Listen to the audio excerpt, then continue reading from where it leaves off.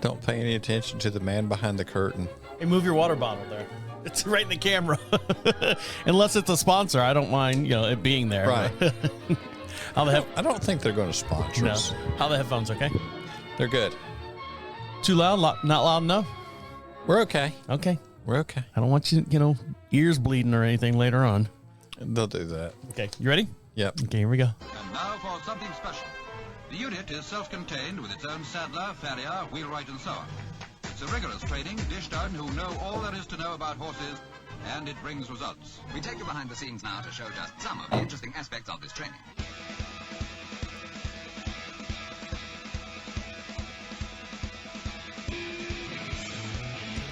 Welcome back to Equine Dynamics with Mike Stine, the best podcast to create sounder horses from the ground up. Mike Stine is a registered journeyman farrier with an APF 1 accreditation. On this week's show, a continuing story of the lost herd in Mineral Springs and discussion of hoofs in those conditions, and also a case study of an uneven horse named Cody.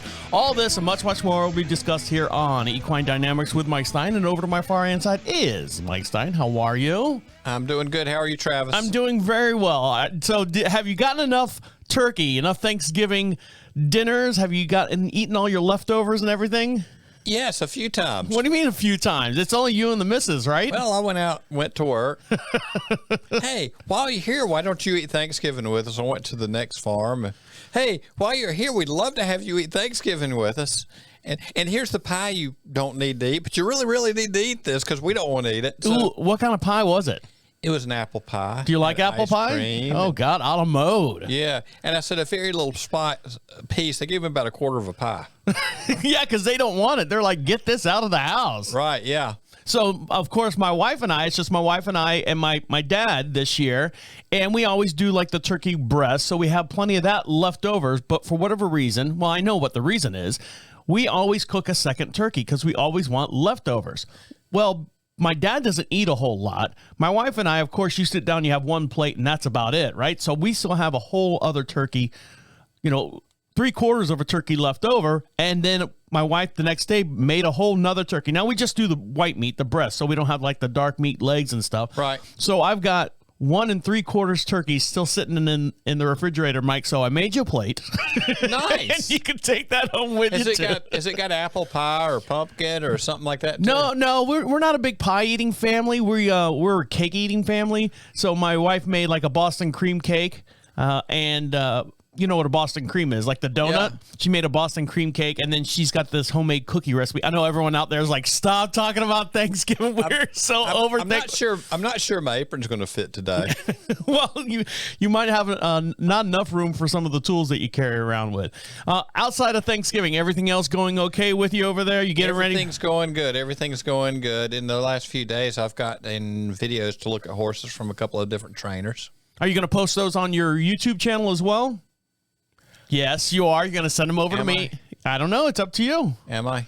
Do you want them? Do you want the people? Do you want our audience? It's okay with me as long as it's okay with everyone else involved. Well, yeah. As long as the audience and the people involved are okay with that. Right. We got to check with the people involved. We'll have some non-disclosure things you can pass out and sign. You should keep those in the back of the truck. So anytime you talk about something, you mind if we use this on the air? Mind if we use this on the air? Yeah.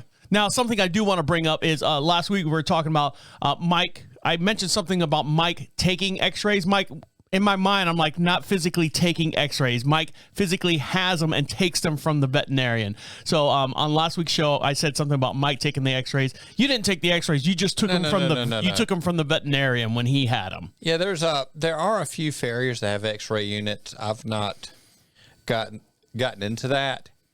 And you don't want to get into that because I don't particularly want to. There's a lot of liability and there's some gray area. Well, not only that, you can focus more in on the actual details of what you're doing and let someone else who's got a little bit more professional time do those. And a lot of those horses that I need x-rays on, I need some other hands involved. And so they're, and I want to keep in the loop with the vets that work with me. They communicate directly with me a lot.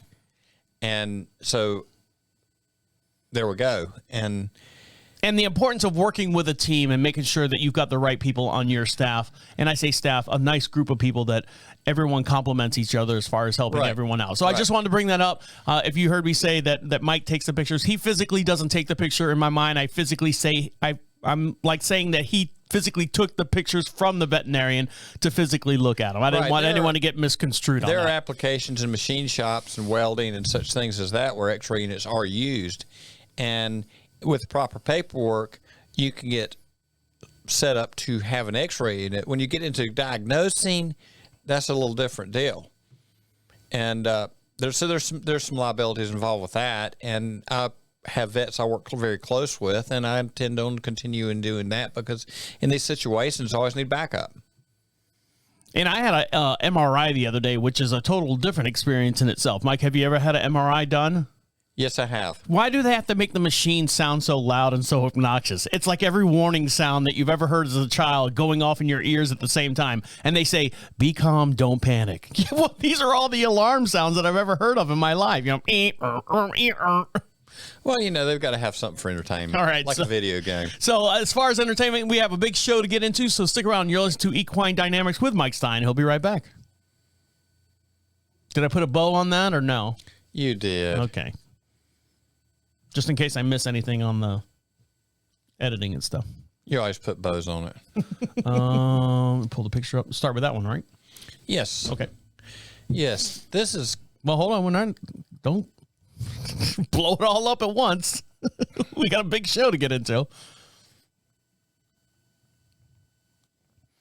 Welcome back to Equine Dynamics with Mike Stine. He was the official farrier of the 2018 World Equestrian Games. And if you have a question for Mike Stine, the way you get those questions into him is to go to equinedynamics.com. At the top of the page says contacts. Fill that out. Put a return address in there as well. And Mike will send you out some magnets, some stickers. He's got a little button on his trousers there that he can send out to you as well. Just put a return address, and if we read your question on the air, he will send those out to you as well. And over to my far hand side is Mike Stine. How are you?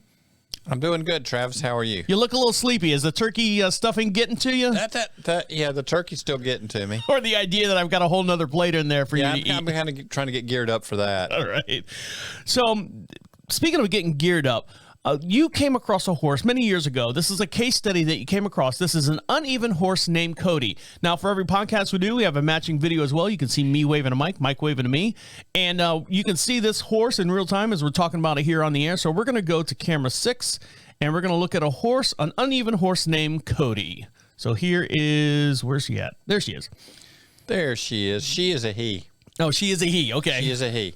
Now, Cody...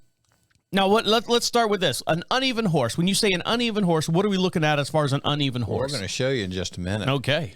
From left to right, there's some differences in this horse. And, you know, when people are looking at horses, in our minds, we want to make them all symmetrical, and they're not any more than we are. The way Disney draws them. The way Disney draws them. And Cody, you know, on this side, at this point in life, he's late 20s. It's an interesting story because... there was a set of paperwork from he was about 4 years old. He was the horse came from California and went to Ohio, and as I remember, and a couple other places, and then ended up here, actually just down the road from you. Oh, really? Oh, yeah. Before I moved here, I'm sure. Before you moved here, and this was a barn down on Gold Mine Road, down the road from you, way before you moved here. But and if you look at him and pay attention to that little mane right up at the top of this little flip right here, little flip right there, because that's one of those things I always say. You know, look at that; it usually falls in the hole. Well, that's not always true. It gives you a place to start looking and thinking, and you've got to confirm it. But you look at the muscling on this guy on this side, and the shape of his barrel, and all that, and you think, you know, for a horse that's in his later 20s.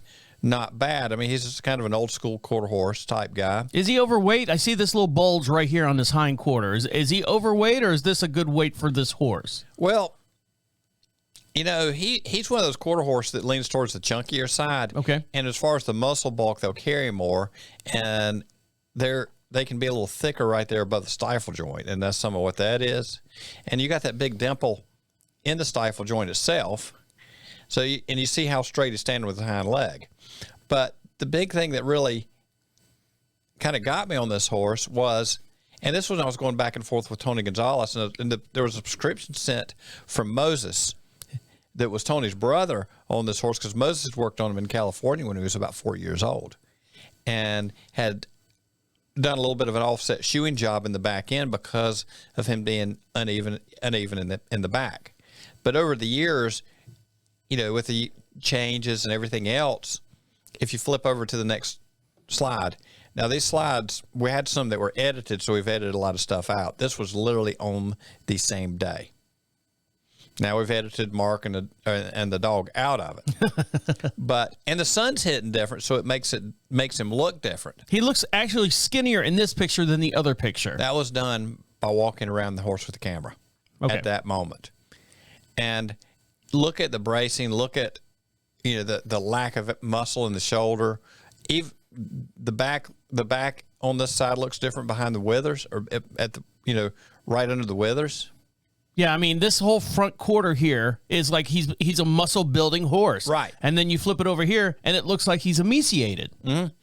Well, he is actually lower on the shoulder on this side, even though the mane is falling.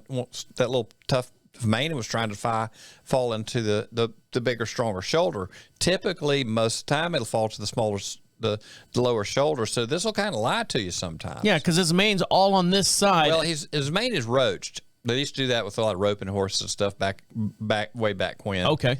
So it's been cut off except for that last little bit at the bottom. And it falls actually onto the low side. You got a big, deep pocket right behind the scap, right behind your withers. So the back is different from left to right. If you look down him, his whole body is bowed out to that left side. So he's not straight. So he's with his barrel bowed out to that left side. And that's part of why he looks so much bigger through the barrel, because he's got the barrel pushed out. And it's kind of strange. And some of this is the light, but the hair coat looks a little different. But it's like, this is when I was going back and forth with Clyde Caldwell, and I was sending him pictures. He used to shoot film and get pictures, get double prints. And he says, this is two different horses. And I'm like, no, actually, it's not. He said, no, it's two different horses, but pay attention, because Clyde always give you 500 questions to answer anything. But even looking at the shape of the neck and the development in the neck, I mean, the whole body is different, and you see in the neck on this side where he's carrying a lot of tension through there, and it's hollowed out. It's a different horse. So the horse was shoed different from the left to the right. And at this time, it's back when I was using more pad work. Now I pretty much never use pad work on a horse like this, because my skills have developed better. And but your horses can be this different. This guy's kind of an extreme deal, and somehow I'd end up with extreme deals because, nobody else will touch it. Let's call Mike, because he'll try anything. And I learned so much from dealing with these guys that, it always became a challenge. This is another one of those horses where I put hours and hours of scratching my head, ended up out bald. That's where I got a bald spot right here, scratching too much. It's all because of Cody. And what was this horse's job? His job was to go trail riding. At this point, he is not going trail riding. When we got him more evened out, some stretching, some massaging, that shoulder on this side was all knotted up and atrophied, and he had a really short stride on this side. I don't have any video of him moving.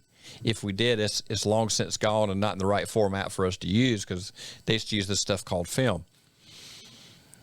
Now, can you get a saddle? I mean, will he take a saddle with no problem at all? I'm assuming. Well, at this point, I think they were padding up, putting like a bath towel folded up down one side to keep the saddle from sliding off to the side. Yeah, because one side was nice and big and bulky, and you would think that sitting on it after a while, you would kind of drift, kind of like the mane would drift into that pocket and that hole. And if you pay any attention to where the mane is, we worked with this horse. This took a while. Another one of those deals where I could have shoed 4 horses every time I messed with him and probably actually made money, but it was the challenge of it, and couldn't let it go.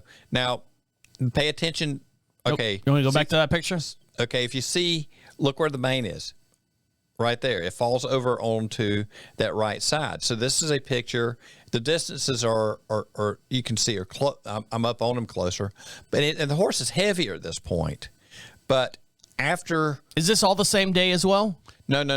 This is about a year and a half later. So this is the horse has been correctly shoed now, or at least changed the way they're addressing the shoes and massaging and getting the horse stretching, and a lot of work on that right shoulder to try to break loose movement. And this was before I'd met Ray, so my massage skills were not near what they were. I had gone through a little chiropractic training, not enough to say that I knew anything, and then I was doing body work with Clyde Caldwell some at that point, and Clyde did a lot of body work and was a farrier, and he did chiropractor work early on.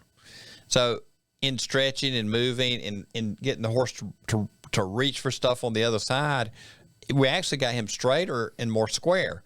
And I think the last time I saw him, he was about 28 years old, and he was doing some light trail riding. All right, guys, we're going to take a quick little break, and we're going to come back and listen to more of the story about Cody, the uneven horse. And don't forget, we're also going to wrap up or continue with the story as well as far as the lost herd in Mineral Springs. You're listening to Equine Dynamics with Mike Stine. He'll be right back. Yeah, that was pretty much about the end where I was going with Cody. Oh, was it? Sorry. We'll do a little brief. Sorry. I was like, if I blow everything on the Cody thing, I didn't know if... No, that's I'm good. sorry, that's about all I got there. And then we'll... You want to pick up on the horses in Mineral Springs? Let's pick up on that. And then you can ride out the rest. Ride out the rest of the show with that. Out the rest of the show with that. Okay. I'm listening. Anyway, I want to touch on the fact that if you take the time and patience and put in the hours, you can do something with some of these horses that we say, well, nothing can be done with. I'm sorry, Mike. I didn't know how much longer you wanted to go, and I knew that we had. No, we're good. We're good. Okay. we're where we are. Let's roll. Don't hit me, please, again. All right, here we go. Yeah. Welcome back to Equine Dynamics with Mike Stine. He was the 2017 American Eventing Championship farrier. And don't forget, for every podcast we do, we have a matching video as well. And we were talking about Cody, the uneven horse. And the way you can see these videos in real time is go to YouTube. Make sure you like, subscribe. We appreciate all the people subscribing over there. Make sure you share us as well on your Facebook pages and stuff. We'd really appreciate that as well. And if you have a question for Mike Stine, make sure you go to equinedynamics.com.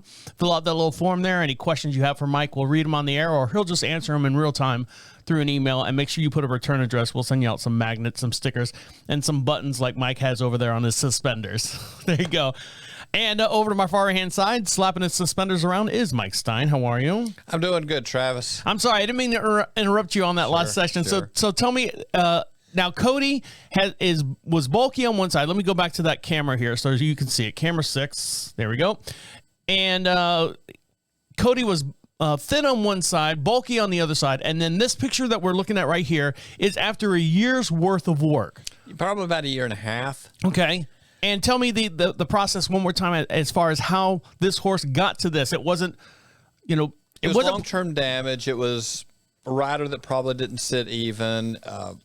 He's been protecting things that he's injured over the years. I don't know what all the story is, but putting in the right work and being patient and consistent and not over pushing your horse, we can take horses like this. And this is an older horse. They can be brought back to a better place than most of them end up going. That's what I was going to say. Is it something where, that horse is 20 years old. There's no, it's not worth my time putting time and effort in that horse because that horse is always going to be that way. But no, you're saying that if you just have the dedication and if you care about the horse, right? If anything, if you care about the horse and this is going to be your horse, the effort and the time that you put into it to correct these issues.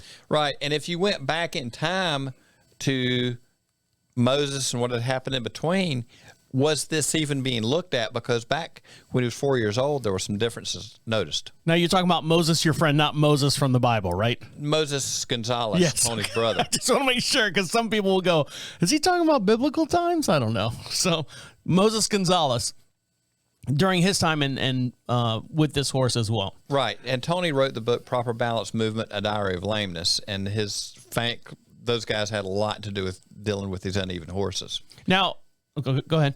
So that's the point is pay attention. You can take pictures with your cell phone and look at two sides of your horse, and you can start seeing things. And knowing is the first place to start. If you don't know, well, my horse is fine. I think we have more advantage now in this day and age as far as correcting this more instantaneously as to back then. Back then, you would have to physically take the picture, take the roll of film, go down somewhere, get it developed, then to bring it back. By the time you get it developed, you've lost your ambition as far as looking at the horse and getting all that stuff done. Well, at this time, I was taking a lot of pictures because I was consulting back and forth when Tony felt like it after the strokes and all that, and with Clyde Caldwell. And the way you did it is you got double prints and you numbered them and you sent off an envelope, because I'm scratching my head on what's going on, and then Clyde gives me the 500 question thing, and if I don't know, he sends me back to the horse. When I got pretty solid with it, I wasn't taking pictures of every horse that I worked on. Yeah, but now we have the advantage of, my trainer. We've got instant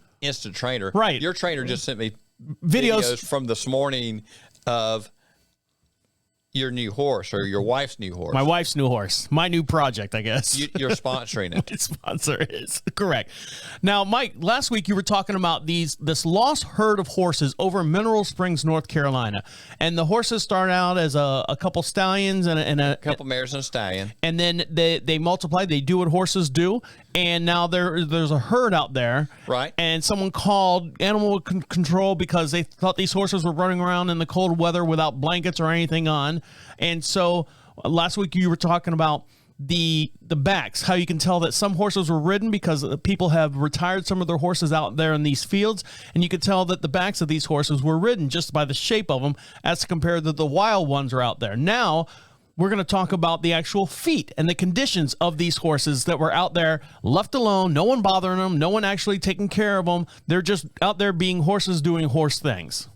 Yes, and, we'd gone out in the truck, but to get closer to them, we went out on foot, and they were not particularly fond of people. So this took a while to get near them, and with the mares and the older stallion and the older mares, we never got close to them. Some of the bachelor horses we started getting close to, and it was kind of like doing a little bit of round pen work in 500 acres. So you didn't want to over push them, and you had to spend some time out there. And during all this, we got a bit of a surprise because there was an old house on the property, and we'd heard some pretty big banging around there. Spooky house. And did anyone live in the house? Apparently, let's start with that. Apparently they did, but it wasn't what we expected at all. They were using it as a stable or something, weren't they? Kind of, yeah. Well, and some of the bumping and banging and pushing and all this kind of stuff, it's like, good Lord. There was a buffalo. There was a bull buffalo because the old man wanted one at some point, and he put it out there. And it stayed in the house when it was hot. And bumping and banging and crashing, and he scratched himself in there and all this kind of stuff. Well, we really weren't aware of this. And this thing came to the front door, and the head came through. It must have been an old china shop at one time. Well, it must have been. Well, the head came through the front door, and he's grunting and carrying on, and we're,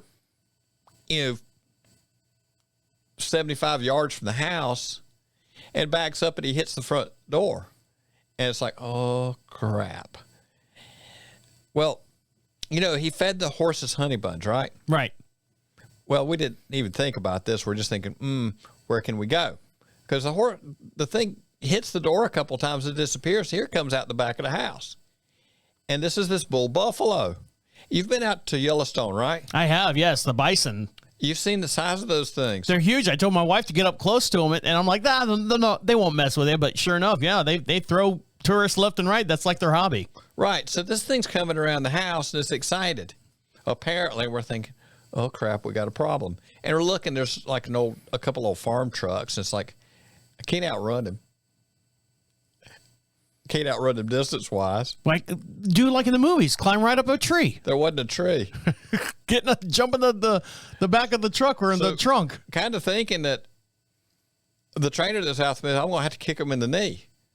The whole thing about you don't have to be able to outrun the bear. You just have to outrun the slowest guy. Well, here it comes and it stops. It's sitting there looking at us, made some noise. It's got snot running out of its nose and all this sort of deal. And we're like, and it just stood there and it looked at us. We're like, okay. we didn't go anywhere, but we're going to go, you go this way, you go this way. And this Good luck. Good luck to both of you. Right. Yeah. So anyway, here's the buffalo. Okay. And it's looking at us, and it looked at us, and we're like, we're not going to move. And it turned around and it went back to the house. So we kind of eased on out, got around his horse. We left that day, went back to Mr. Shannon. There's a buffalo out there. And he said, yeah, he lives in that house when it's hot. So he scratches and he's knocked most all the walls down in there. And, but that's his house. And he says, we never feed him honey buns out of the truck because he got where he was scrubbing himself on the truck. And Mr. Shannon always had a gun with him. So he'd fire the gun and run the buffalo off so he wouldn't get near the truck. So if we went out on foot, he'd get honey buns. So he was just looking for a honey bun. And the moral of that story is we found out what was really going on.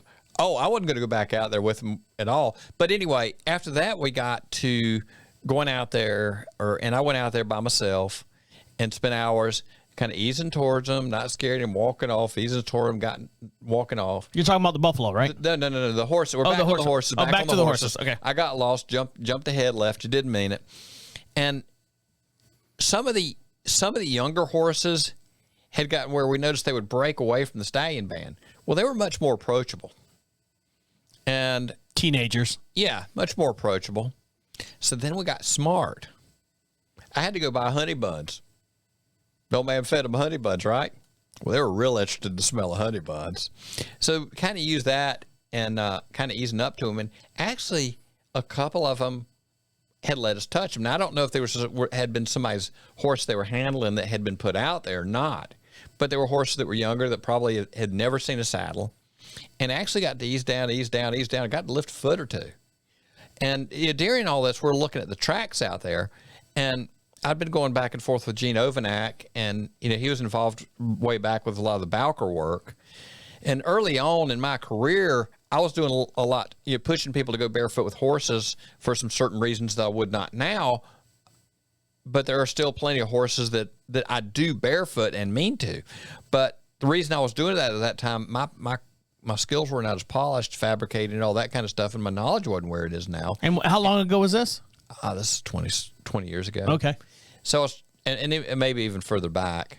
Actually, it was further back because I think at the time I was driving the green truck, which had been dead and gone for years. Mm-hmm. It was pre-2000. Okay. And mid to later 90s. But anyway, I couldn't do this and I couldn't, there was a lot of things I couldn't do. So I was trying to figure out, well, doing what I'm doing, I can't get past that. So if we get the shoes off some of these things, and some of them will. And to this day, I still have plenty of horses out there that we work on barefooting because it's appropriate for the situation. Don't always want to put a bunch of stuff on a horse. If it's needed, if we got to fix something in a hurry, that's a totally different deal. But in the North Carolina environment during the wet season, those horses would pack their feet, and the foot would grow over it. They got weather rings. Right. And I talked to Overnack about this, and he said that's kind of what happens to the horses in the wetland areas. They still had the breakover at a similar point because they ended up walking on a dirt ball, and they would roll across it. And the dirt ball was, if you see how people do these clogs on feet on like some of these founder horses, and they roll off the edges really hard and roll the breakover way back under it. So they're walking on a ball. It's kind of that kind of concept, but it was just packed in clay. When the ground got dry, eventually the clay would come out. And they'd blow off hoof wall because they'd come down and flare out over it. And right at where you had these weather rings, that whole thing would snap off, and it'd snap off fairly clean. And that's kind of where it was self-trimming. But you still had similar breakover and loading patterns as you would on some of these Mustang studies. Now, the thing with the Mustang studies, when you're looking at all that, it's always looking at like the pristine foot and the hard environment. When you start digging deeper, I know that had done a lot of research in Australia where they were looking at the most polished, most pristine feet. Some of those had the most internal damage. And where some of the horses that were on softer ground where you had some flares and all that, as far as the coffin bone and your laminar damage, you had less damage on them than the one that was abused. As far as the outer shell of the foot, the ones that had the really polished off, really short, really hard breakover foot, some of those had the most damage. Chris Pollitt's work down in Australia is well worth looking at, and has done some really, really neat stuff with the horses. And you know, it was a learning experience because that was all a big deal with Mustangs. All right, guys, stick around. We got a couple more segments to get into, and we'll let you get back to enjoying the rest of your day. You're listening to Equine Dynamics with Mike Stine. He'll be right back. There we go. You all right? Right. Okay. Come back and continue with the horse, because I'm going to ask a question. Right. And maybe you can spin off that question. Mm-hmm. You ready? Yep. Welcome back to Equine Dynamics with Mike Stine. He is now a licensed thoroughbred farrier as of this year through the Kentucky Horse Racing Commission. And if you'd like to ask Mike Stine a question, any question at all, go to equinedynamics.com, fill out that little form. And if you'd like Mike to appear at your event or give a clinic at your location, all the information is up there as well. Make sure you fill that out, and Mike will respond to you as soon as he possibly can. And over to my far hand side is Mike Stine. How are you? I'm doing good. Now, you were talking about how the mud was building up on these horses, the lost herd over there in Mineral Springs, North Carolina. And then the mud would dissipate after the wet season, and the horse's foot would lose its whatever the flare over that would happen. Would kind of break off, yeah. And so that was nature's way of trimming a horse's foot in nature, in the kinda, natural. Yeah. Yes. So I guess that's what I'm saying. So the horses that are in these wetlands, how does nature take care of their foots, their feet, their hooves, like in Colorado, for example, because you don't get the wetland, you don't get the pack of mud in there. On the horse on the hard pack that are constantly on there, they're constantly polished off a little at a time. So it's just like a huge emery board that they're walking on. And they're always polishing it off, and the way they break over, they're polishing a little bit of a roll into the foot, and the gravel's eating away at the wall, and their soles are very calloused. Now, when you go to like New Zealand, where you have the wetland horses, you have a lot of flaring, and the Canadian horses are yet again different.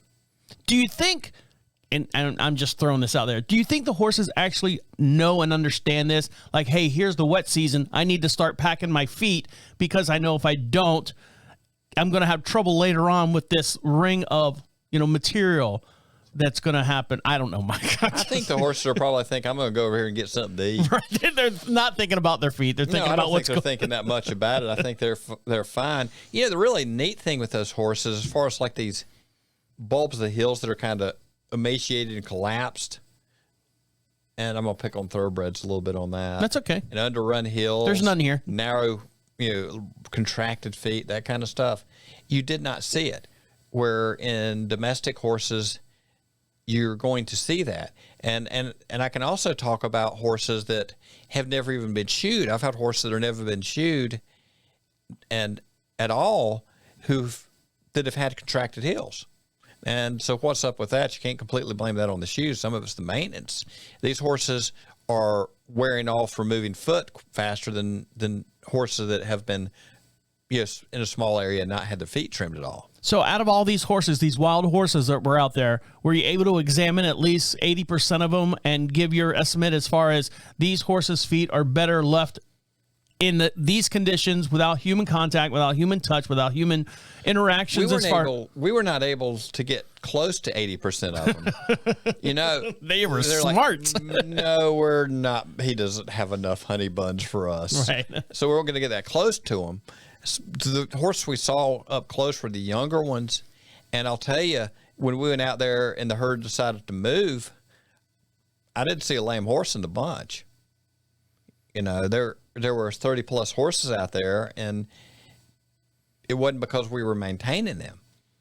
What we did see is the horses that had been ridden, we saw differences in backs on them, but the ones that had not been messed with, compared to what I deal with feet, had a pretty good foot on them. So the horses that were turned out there that were actually ridden at one time because of the back issues and stuff, now there's no one out there doing their feet. Those horses that have been ridden, did you see any issues with their feet after they've been turned out and left alone to be horses? Yeah, there were some of those that had been left out there.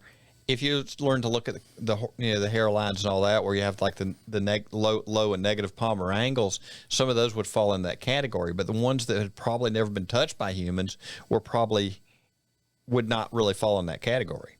So it's us. We're doing it to the horses. Right. We're driving them down in the middle.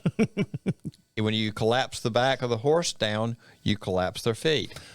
I've had situations where we swapped riders on a horse, and foot problems started clearing up, and to swap back to the other rider, and you're chasing those same foot problems again. But go ahead. And it's always the farrier. It's not what's done up top. But I was just going to say, and to reiterate, you're not saying don't ride horses. No. If you're going to ride horses, understand that there are certain issues and stuff that we as humans are doing to the horses that need to be corrected. Basically, hence the podcast, from the ground up.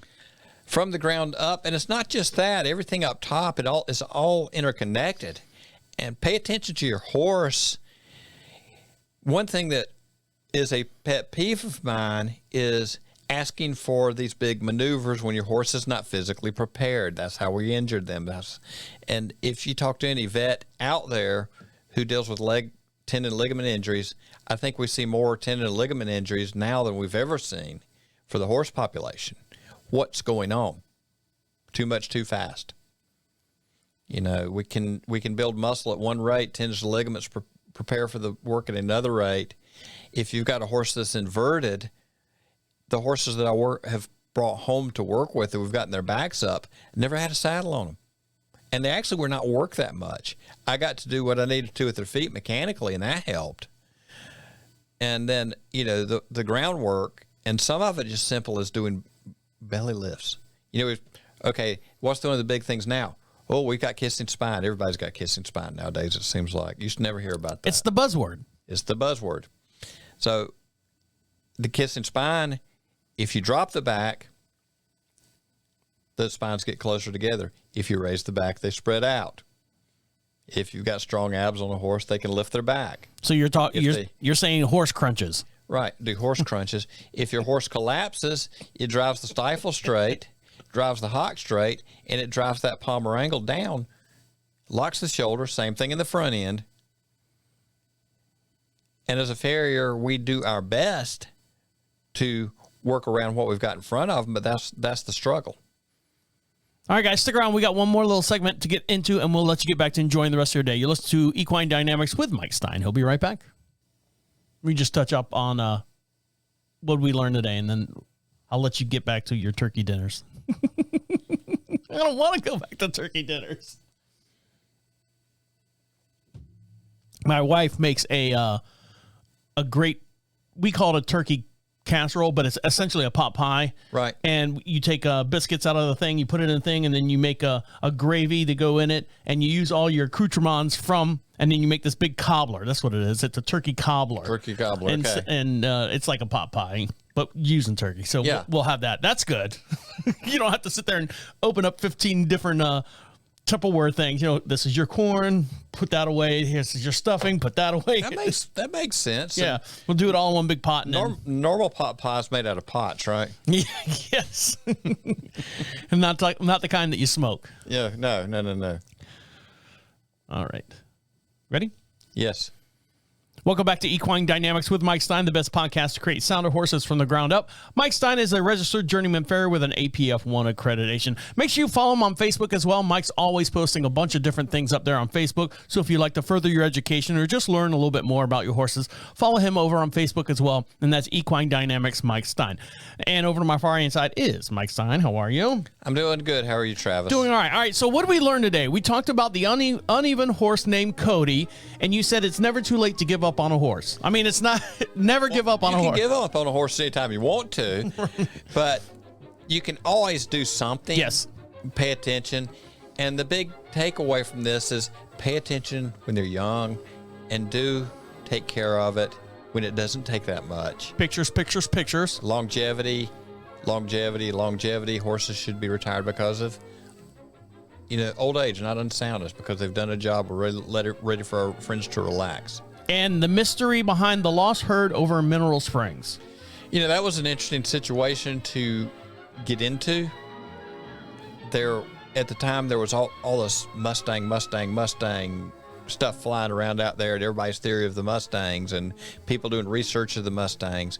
And I got a chance to look firsthand at a little closer to domestic horses, but they were They were feral, pretty much. I mean, they were and they weren't, because they were inside a huge fence. They've seen humans before. They've seen humans before, but they weren't handled. They weren't broke. They weren't. But you got to see the horse without the human interference. And, you know, that's the same reason I got into the Mustangs that I brought home and dealing with them, because, okay, I want to see some of this firsthand. So there's always something to be learned. And so where is Cody now? Is Cody still around? Well, he was in his later 20s at that last picture, which was mid to later 90s. Okay.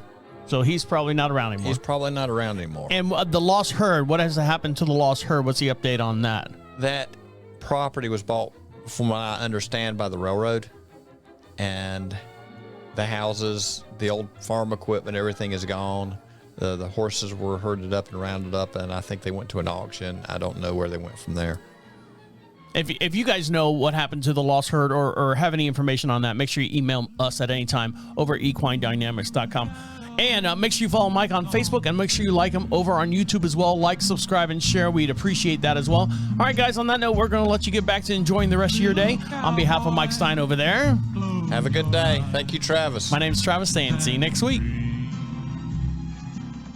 All of the doggies There you go. are in Clear everything up. Yeah. No complaints from all anyone. of your work is done. Just close your eyes and dream of how. Dream of someone. That light bother you?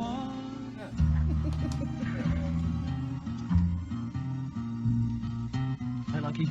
Good night, Ned. Hi, Dusty. Good night, Ned. Good night, Ned.